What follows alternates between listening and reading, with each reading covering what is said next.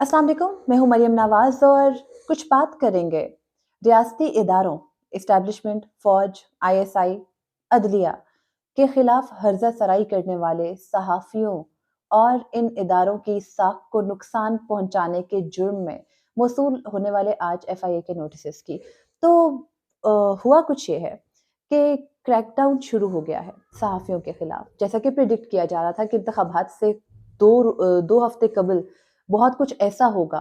जिससे शायद मुल्क की सिमत या मुल्क का जो पूरा सिनेरियो है वो तब्दील होगा। तो मुझे नहीं पता कि इससे कितना फ़र्क पड़ेगा, लेकिन आज कुछ डेवलपमेंट ये हुई कि पिछले 1.5 महीने से एक बहस इस्लामाबाद में चल रही है सहाफ़ियों के बीच में कि नोटिसेज़ आने वाले हैं, जो कोई खुल के बोल रहा है रियासती जबर के ऊपर या फिस्तायत के ऊपर, उनकी तो खैर नहीं है। और फिर जगह-जगह से इन बहसों में जो इस वक़्त प्रो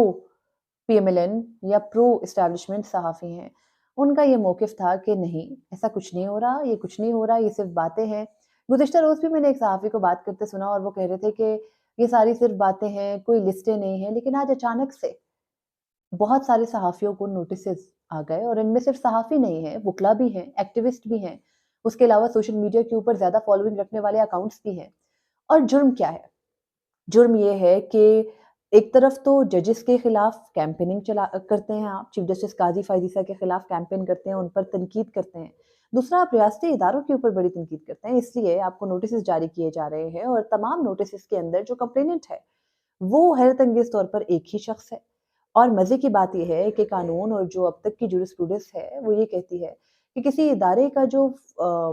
मुलाज़िम है, वो उसी इदारे में होने वाली तलबी के लिए किसी शख्स के खिलाफ मुद्दई नहीं बन सकता, लेकिन यहाँ बन चुका है क्योंकि कोई और ऑप्शन नहीं था। खैर,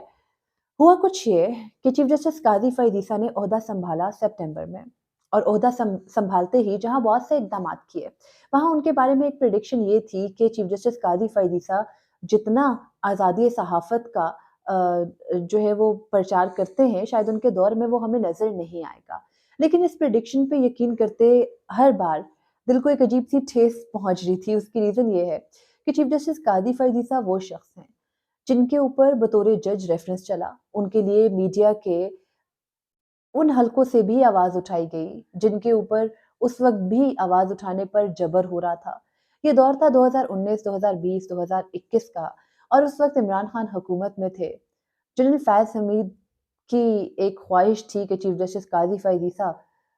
जो कि अगर आ गए चीफ जस्टिस बन गए तो पता नहीं वो क्या कर लेंगे, तो इसलिए उनके खिलाफ रेफरेंस लाया गया था। उनकी अहल खाना को, उनकी फैमिली को ना सिर्फ एफबीआर बल्कि सुप्रीम कोर्ट में भी चक्कर लगवाए गए। और खैर चीफ जस्टिस काज़ी फ़ायज़ ने तारीख में पहली बार अपने साथी जजेस के सामने खड़े होकर, जिनमें उनके बेशतर जूनियर जजेस थे, अपने रेफरेंस का दिफा किया और इस दौरान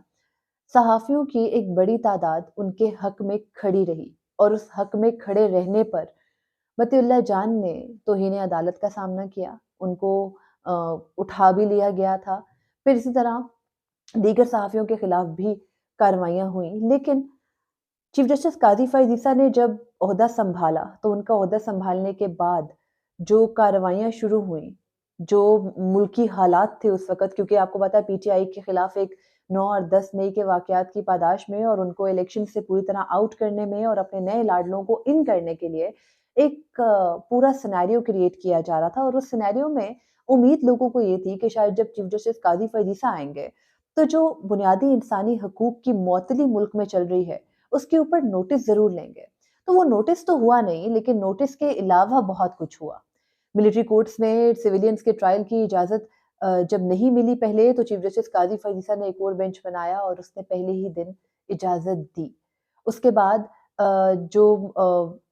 पाकिस्तान तहरीक-ए-इंसाफ से जुड़े तमाम केसेस थे, उनमें रिलीफ़ मिलने का सिलसिला बंद होने लगा और फिर जो कार्रवाइयाँ शायद चीफ जस्टिस काज़ी फ़ायज़ के आने से पहले कम हो रही थी पीटीआई के खिलाफ, वो ज़्यादा होने लगी। और इस दौरान जो पाकिस्तान तहरीक-ए-इंसाफ के बिखरे हुए, जिसे कहते हैं ना आप, लिटरली बिखरे हुए जो उनके कारकुनान थे या उनके सोशल मीडिया एक्टिविस्ट थे, जिनमें सॉरी टू से सहाफ़ियों की भी एक बड़ी तादाद है। उन सब ने चीफ जस्टिस काज़ी फ़ायज़ के खिलाफ लिखना शुरू किया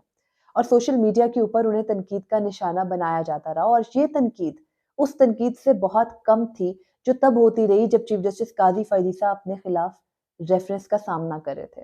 لیکن خیر، اس بار ہوا کچھ یہ کہ چیف جسٹس قاضی فائز عیسیٰ جو ماضی میں جن لوگوں کے قریب رہے یا جو لوگ ان کے قریب رہے، جو صحافی ان کا دفاع کرتے تھے اور ان کے آنے کو ایک بہت ہی جسے آپ کہتے ہیں نا کہ خوش آئند قرار دیتے تھے کہ جیسے پتہ نہیں ملک کہاں پہنچ جائے گا، ان تمام صحافیوں کو بھی جب مایوسی ہوئی اور انہوں نے خلاف لکھنا شروع کیا چیف جسٹس قاضی فائز عیسیٰ کے، تو مسئلہ تب شروع ہوا۔ اسٹیبلشمنٹ کے خلاف تو پہلے ہی وہ سارے صحافتی ہلکے تھے اور انہیں امید تھی کہ جب چیف جسٹس قاضی فائز عیسیٰ آئیں گے تو وہ بھی اسٹیبلشمنٹ کے اشاروں پر نہیں چلیں گے، بلکہ وہ اپنی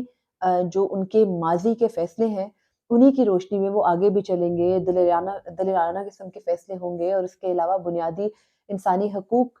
کا جو ہے وہ زیادہ ملک میں عمل درآمد ان پر کرایا جائے گا اور ہر شخص کو اس کا بنیادی حق ملے گا۔ لیکن کچھ صورتحال یکسر مختلف نکلی، اور پھر ہوا یہ کہ دسمبر کا یہ مڈ دسمبر تھا جب سپریم کورٹ کی چھٹیاں شروع ہونے والی تھیں، اور اس دوران یہ باتیں ہونے لگیں کہ شاید جو لوگ بہت زیادہ تنقید کر رہے ہیں چیف جسٹس قاضی فائز عیسیٰ کے اوپر، ان کے خلاف کارروائی کی جائے گی۔ یہ صحافتی حلقوں میں بات ہو رہی تھی، اور پھر جب سپریم کورٹ کی چھٹیاں چل رہی تھیں یعنی جنوری کے آخری ہفتے میں، تب یہ بتایا گیا کہ شاید سپریم کورٹ سے کوئی لسٹ صحافیوں کی تیار کر کے ایف آئی اے کو بھیجوائی گئی ہے کہ یہ تمام افراد توہین عدالت کے مرتکب ہوئے ہیں اور ان کے خلاف ایف آئی اے کارروائی کرے۔ لیکن اس تاثر کو اس وقت بھی صحافیوں ہی کی ایک بڑی تعداد نے جو ہے وہ ڈینائی کیا اور کہا ایسا کچھ نہیں ہے۔ لیکن خیر، سپریم کورٹ سے فہرست جانے یا نہ جانے کی کوئی تصدیق نہیں ہوئی تھی، آج بھی نہیں ہوئی، اور ابھی بھی جو کارروائی چل رہی ہے اس میں سپریم کورٹ کے ملوث ہونے کے کوئی ثبوت کسی کے پاس ہے نہیں۔ یہ ایک تاثر ہے، اور اس تاثر کو اس لیے نظر انداز نہیں کیا جا سکتا کیونکہ اس وقت وہ شخص عدلیہ کی جسے کہتے ہیں صدارت سنبھالے ہوئے، جو ماضی میں آزادی صحافت اور آزادی اظہار رائے کو کہتے کہتے اور بیان کرتے نہیں تھکتے تھے، اس پر بھی آئیں گے۔ لیکن اس کے علاوہ یہ کہ سماجی رابطے کے ویب سائٹس جس میں ٹویٹر ہے، فیس بک ہے، ٹک ٹاک ہے، یوٹیوب ہے، ان کے اوپر جو اکاؤنٹس ہیں ان کا ڈیٹا لیا جا رہا ہے، اور وہ کیوں لیا جا رہا ہے؟ کیونکہ جنوری مڈ میں آ کے وفاقی حکومت نے، جو کہ اس وقت نگران وفاقی حکومت ہے، اس نے سوچا کہ اب کیونکہ ایک ماہ رہ گیا ہے تو ایک اور صحرا اپنے سر سجا لیتے ہیں۔ ایک جے آئی ٹی بنائی گئی، اور اس جے آئی ٹی کا مقصد کچھ یہ تھا کہ کیونکہ جو غلیظ زبان استعمال کی جاتی ہے ججز کے خلاف اور اداروں کے خلاف وہ ناقابل برداشت ہے، تو اس کے سدباب کے لیے کارروائی اب ہونا ضروری ہے۔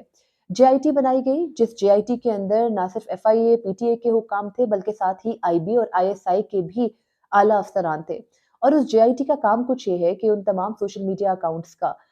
کی نگرانی کرنا، ان کی فہرست تیار کرنا اور ان کے خلاف جو کارروائی ہے وہ تجویز کر کے ان کے نام بھیجوانا، جو چیف جسٹس قاضی فائز عیسیٰ اور فوج یا اسٹیبلشمنٹ کے اوپر تنقید کر رہے ہیں۔ تو خیر، ایک لسٹ کے بارے میں مسلسل پچھلے 2 ہفتے سے بات چل رہی ہے، لسٹ تیار ہو گئی، لسٹ تیار ہو گئی، اور مزے کی بات یہ ہے کہ ہمارے اپنے ہی وہ صحافی جو ماضی میں بہت انقلابی بنتے تھے، وہ ان دنوں اس لسٹ کو ڈینائی کر رہے تھے، لیکن آج اچانک تمام بلکہ موسٹلی ان لوگوں کو جن کے بارے میں یہ بتایا جا رہا تھا کہ ان کے نام لسٹ میں شامل ہیں، اور یہ لسٹ دیکھ بھی لی گئی تھی، یعنی یہ تیار ہو گئی تھی اسی ویک کے آغاز میں، تو اس لسٹ کے مطابق آج نوٹسز ملنا بھی موصول ہو گئے ہیں کہ ایف آئی اے میں پیش ہوں، F I A cyber crime wing میں پیش ہو کے بتائیں کہ آپ نے سوشل میڈیا کے اوپر جو فلاں بات کہی یا فلاں پیغام لکھا، اس کے پیچھے اس کے اوپر آپ کی رائے کیا ہے، اور اگر آپ پیش نہیں ہوتے تو ایف آئی اے یہ تصور کرے گا کہ آپ کے پاس اپنے دفاع میں کہنے کے لیے کچھ نہیں ہے، اور پھر آپ کے خلاف جو بھی ضروری کارروائی ہوگی وہ کی جائے گی اس ضمن میں۔ تو خیر، ہوا کچھ یہ کہ جو جے آئی ٹی ہے، جے آئی ٹی نے ایف آئی اے کو لکھا، اور ایف آئی اے نے 550 افراد کی یہ لسٹ تھی جس میں سے 161 کے خلاف کارروائی کا فیصلہ ہوا۔ ان 161 میں سے 47 کو نوٹسز، تقریباً یہ کہا جا رہا ہے کہ 60 سے 65 لوگوں کو نوٹسز جاری کیے گئے ہیں، 47 کی لسٹ ہمیں موصول بھی ہوئی ہے، اور ان میں نہ صرف اسلام آباد سے تعلق رکھنے والے بلکہ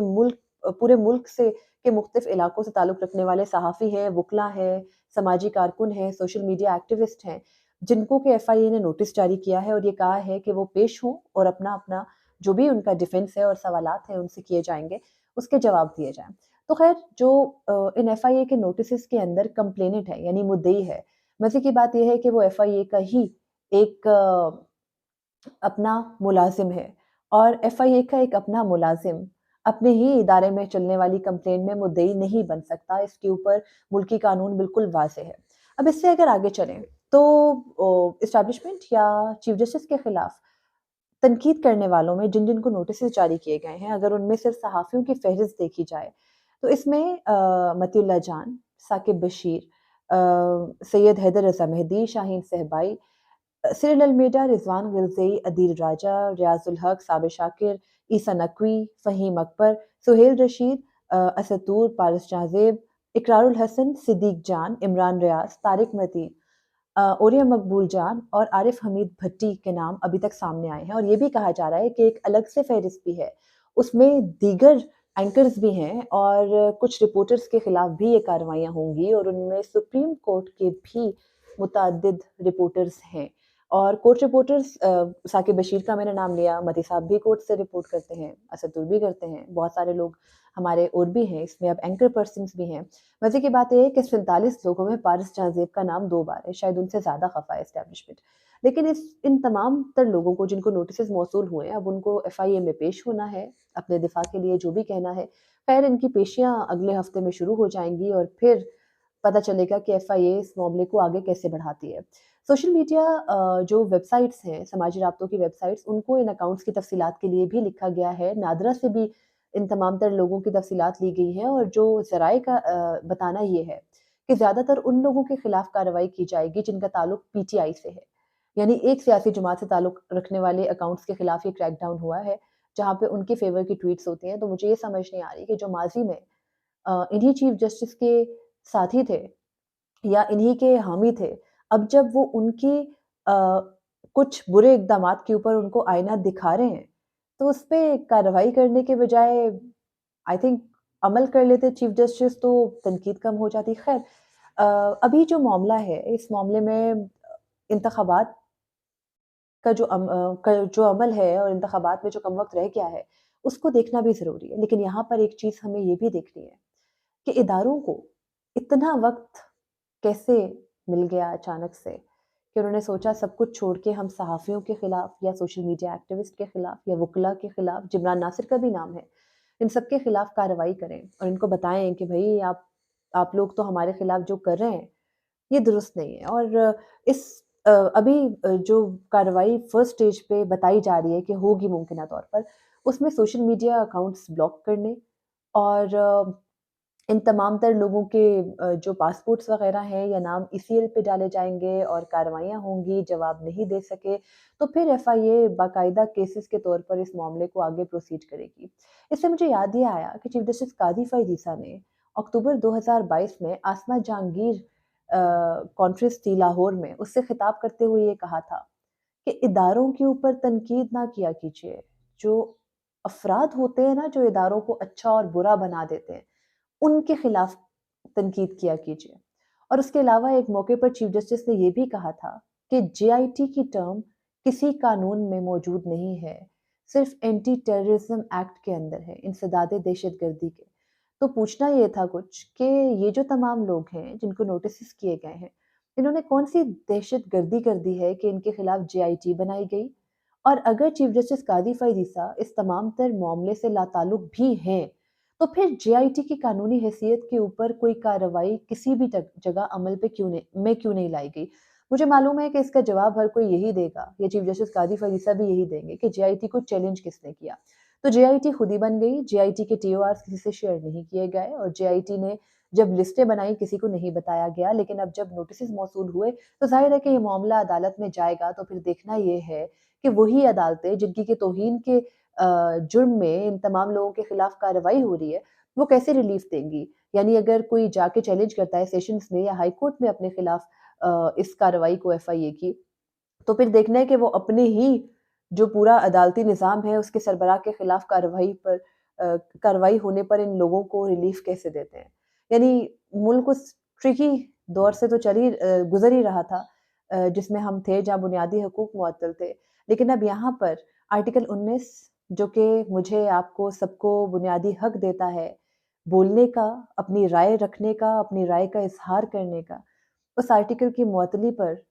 कोई फ़र्क पड़ेगा नहीं, क्योंकि जहाँ बाकी सारे बुनियादी हकूक़ मुअत्तल हैं, वहाँ एक और सही। ये वक़्त गुज़र जाएगा, लेकिन मसला ये है कि लेगेसी क्या चल रही है। चीफ़ जस्टिस कादी फ़ैज़ ईसा उस दौर में चीफ़ जस्टिस है जब इंतख़ाबात हो रहे हैं, और मैं यहाँ ये बात ज़रूर कहकर अपनी बात को ख़त्म करूँगी कि दौर एग्ज़ैक्टली 2018 वाला ही है। चीफ़ जस्टिस, एस्टैब्लिशमेंट और वो सियासी जमात जिसने के इक़्तिदार में आना है, वो तीनों सेम पेज पर हैं, और जो कोई भी उनके खिलाफ बोल रहा है, वो बुरा है, उसके खिलाफ कार्रवाई हो रही है। यही हुआ था साकिब निसार, उस वक़्त के army chief general Qamar Javed Bajwa, फैज़ हमीद, और जो हुकूमत में जमात आ रही थी पीटीआई, इमरान खान, उनके गठजोड़ से, और वही अब भी हो रहा है। यही बदकिस्मती है इस मुल्क की कि हर 5 साल के बाद एक साइकिल रिपीट होके वापस आती है और हम कुछ नहीं सीखते। मुझे इजाज़त दीजिए। अल्लाह हाफ़िज़।